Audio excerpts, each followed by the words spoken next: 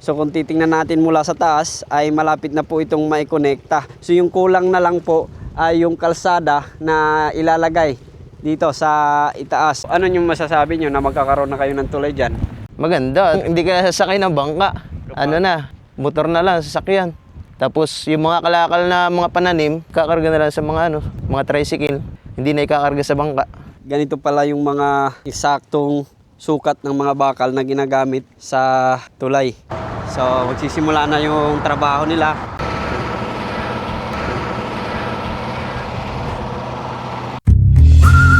Pero bago po natin puntahan ang sinasabi kong proyekto ay update ko muna kayo dito sa ginagawang expressway. Dito po sa Lopez, dito sa Kanda Ibaba. Kaya tinawag itong Kanda Ibaba kasi lubog po yung lupa rito.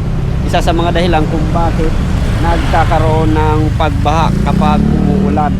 So makikita po natin yung expressway. Ayan, magdudugtong po yan mula doon sa Kanda Ibaba papunta po ron sa Kanda Ilaya. Isa ito sa mga magiging alternatibong daan ng mga sasakyan dahil nga sa ang lugar na to ay binabaha.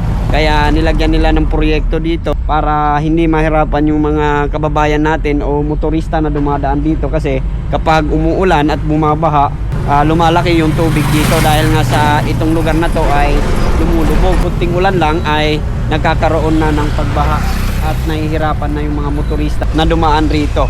Sa ngayon wala pa pong update yung kung kailan matatapos itong proyekto, pero makikita naman po natin na unti-unti nang nadadagdagan ng mga poste.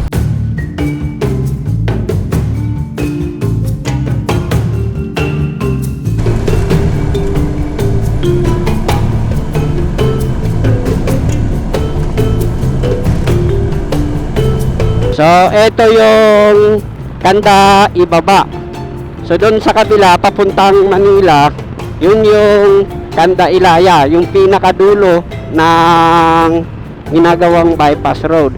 So, papunta sa Alabat Island, liliko po tayo rito sa may Region 4A, Calabarzon, Quezon 4, Lopez, Handagua Road. So, dito po tayo lumiko sa Handagua Road, papunta ron sa Alabat Island. So mahigit isang oras din yung bibiyahin pa natin para marating yung pinakadulo ng destination natin.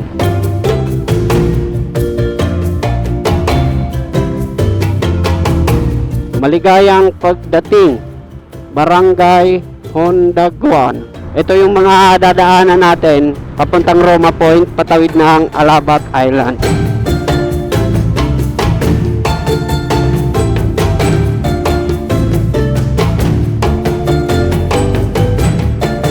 Mayroon akong nakitang kakaiba.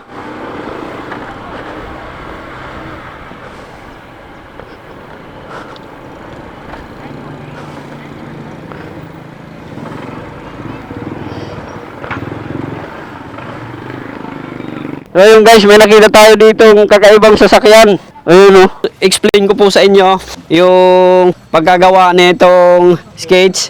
Ito po yung manubela at ito po yung pinakasilinyador niya. Pwede nyo pong apakan para mabilis yung takbo.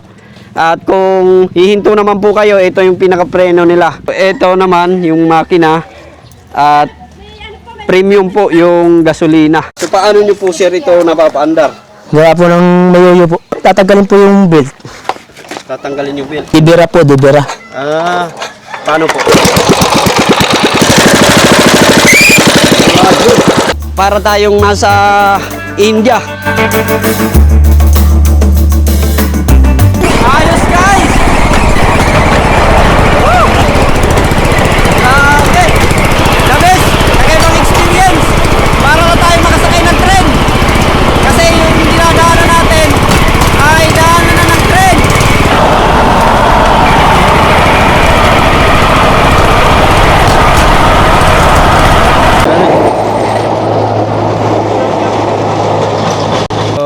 May mga kasalubong po tayo. So bababa po sila. Ayan. Binuhat po. At pinadaan po yung dadaang skates na may sakay na pasahero. So ganun lang yung ginagawa. So yung ginagawa nila, bigayan lang dito.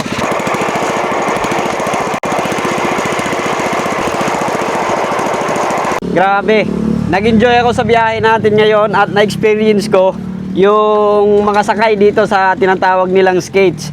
So makikita po natin, talagang nakakamangha yung gawa ng Pinoy. Ayan o.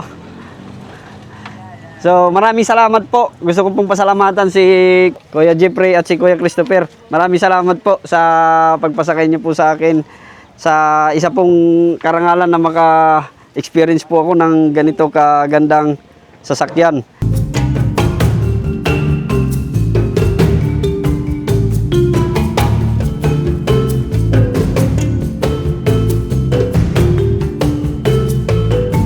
Grabe yung daan dito.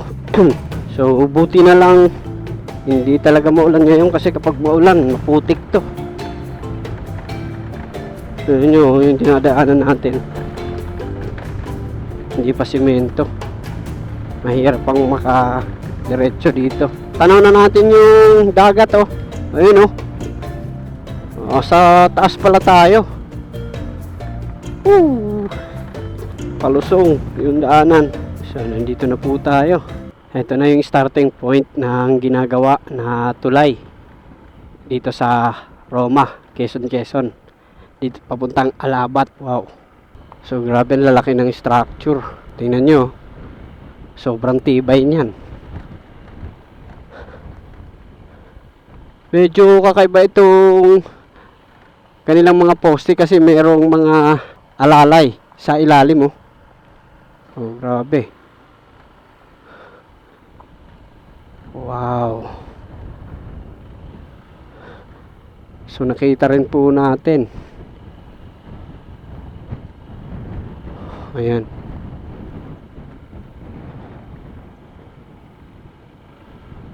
Grabe, sobrang ganda. Wow. So hanggang dito lang tayo sa dulo. Tao po. Yung mga walang tao.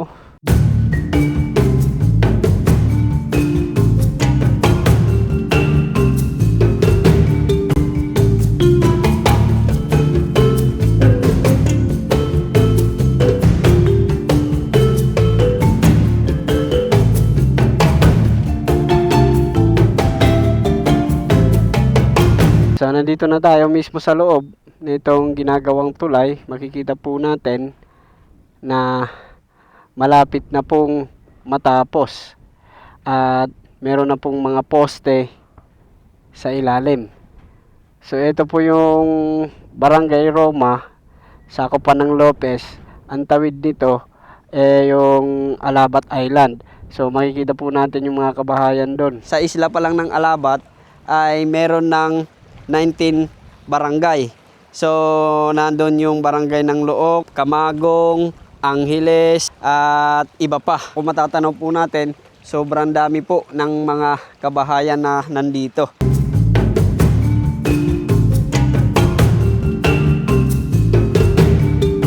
Kaya naman, yung mga taga ron ay tumatawid pa. Halimbawa magpupunta sila ng Timonan, Quezon, ay sasakay pa sila doon sa kanilang port ng Alabat, papunta ron sa port ng Timonan, Quezon. So may ginawa po sila ditong daan kung saan pwede kang makatawid papunta ron sa kabila. Kung titingnan po natin ay malapit na po itong magkaroon ng poste doon malapit sa Alabat Island mismo.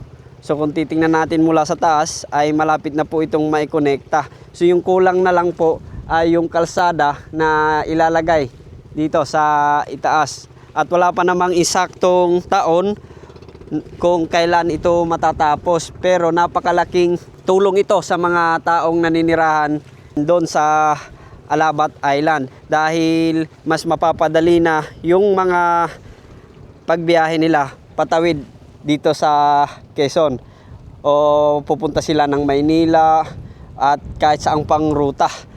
So base po sana pag-alaman din natin ay kayang makatawid dito kahit anong klaseng sasakyan, mapatruck man yan, ay wala pong limit yung mga sasakyan na pwedeng dumaan dito. Kaya naman, napakalaking tulong ito para sa mga kababayan natin na nakatira doon sa Alabat Island at ang mga turista ang bibisita rito sa kabilang isla. Ano pangalan niyo po, sir? Homer Francisco. Romer Francisco, taga rito po kayo Taga dyan sa kabila. sa Alabat, Hindi, dito sa Quezon. Quezon. Quezon. So, yung Quezon, yung isla, tinatawag na Quezon o Alabat Island. Alabat Island ang tawag din. Pero ang bayan nito, Quezon. Yung Alabat Island na po sa kabila. Doon sa kabila mismo. Sakop pa ng islang yan. Oo.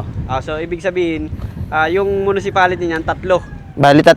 Perez, Alabat, saka Quezon. So, yung Alabat, merong 19 barangays. Ah. Okay. So, halimbawa, sir, matapos itong tulay, anong benepisyo para sa inyo, sir?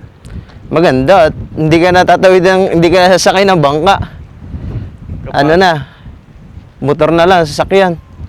Tapos yung mga kalakal na mga pananim, ano na lang ikakarga na lang sa mga mga tricycle. Hindi na ikakarga sa bangka. So, ano yung struggle nyo araw-araw kapag nagbabangka kayo? Minsan walang masakyan, malakas ang alon, delikado.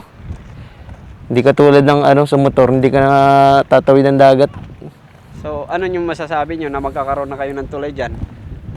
Salamat sa nagpagawa ng project na to. Malaking maraming papasok na mga diyan, mga negosyante. Mga mga namimili ng mga kalakal, mga isda. Kasi makaka-access na sila. Kikita ang tao. Meron ba kayong mga sasakyan? Motor lang. So, hindi nakaka-access papunta ron sa inyo. Iniiwan niya lang dito. Nasaan yung motor nyo? Ayun. Ayan. So, ito yung mga motor nila. Hindi nila madala doon sa kabilang isla. Hanggang dito lang. So, excited ba kayo na matapos itong tulay? Oo. Excited. Gawa ng para hindi nasasakay ng bangka nga. Gawa ng pag minsan malakas ang alon. May bagyo pa. Ay, kailangan din umuwi-uwi gawa ng may bahay doon sa kabila, sa barangay 6. Magmumotor na lang.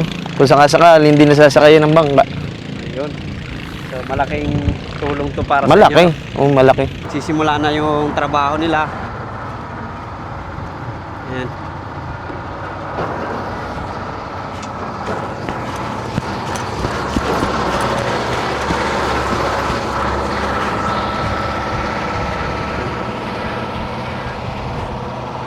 Bangka yung ginagamit nila para maghakot ng mga bakal na gagamitin dito sa paggawa ng tulay.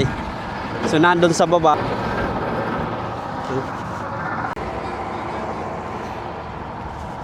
Hello po, boss.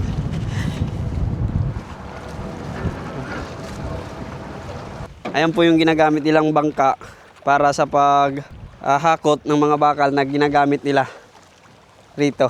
At doon po nila tinatambak sa areang yun.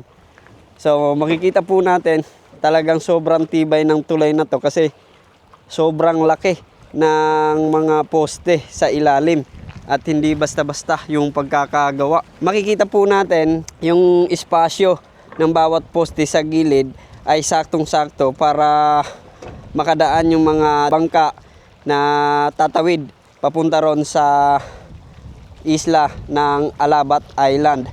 At ito naman dito sa kinatatayuan ko, ito yung Roma. So kapag matapos na itong ginagawang tulay, ay hindi na sila tatawid doon sa Atimunan, Quezon, yung mga gustong tumawid papunta sa Alabat Island.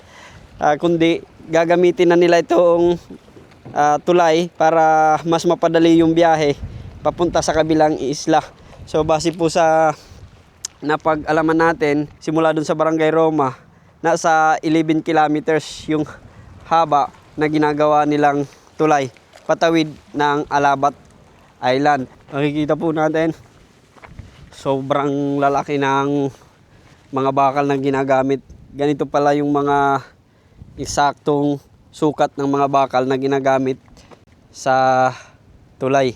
So tingnan mo yung mga bakal po rito. Ayan. So makikita nyo sobrang laki nito. Ito po yung mga ginagamit sa paggawa ng tulay. Ayan. Ito po. Ayan o. Ito po yung barko na ginagamit para mag-deliver ng mga materials. Nakita nyo naman po kanina, binaba yung bakal dito. At ito po yung nagbubuhat. Talagang sobrang tibay ng pagkakagawa. Biruin nyo, yung poste pa lang ay napakalaki na. Ayan po, hindi basta-basta yung paggawa nitong tulay. Namamangha ako kasi tingnan nyo, napakalinaw pa ng tubig. Ayan o, presko yung tanawin.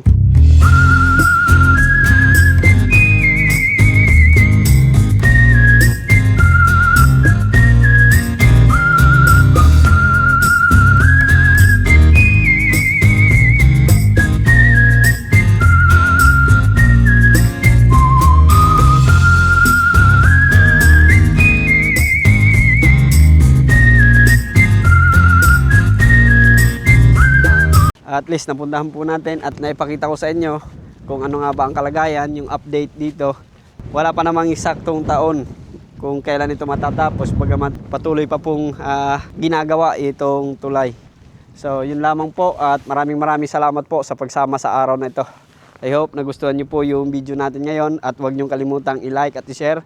At para sa mga bagong viewers ko dyan, huwag nyo kalimutang mag-subscribe at i-click ang notification bell para lagi po kayong updated sa mga biyahe natin. Maraming salamat po.